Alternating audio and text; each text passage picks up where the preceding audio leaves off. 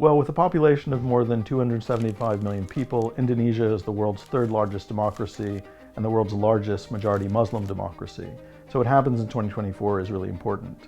Up until now, Indonesia's democracy over the past 25 years since the fall of the dictatorship of Suharto has been stable, it's been consolidated, it's been peaceful, it's been inclusive, if troubled by problems of corruption, cronyism, machine politics, and the like. But over the past decade, we've seen repeated attempts by a very dangerous man, Prof Subianto, to become the president of the country. He ran in 2014 and 2019, and now he's running again in 2024. He's a polarizing figure. In the 1990s, he was an army general.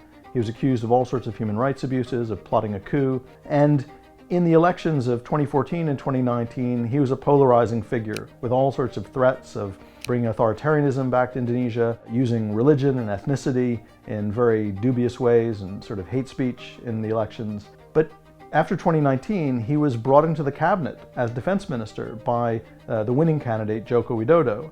And since that time, he appears to have mellowed, to have become in style, in substance, in his language, in his presentation, a mellower candidate, and to realize that in order to become president, he needs to compromise and engage in coalition building. So perhaps he'll be less of a dangerous president if he wins, which seems pretty likely, than previously assumed and feared.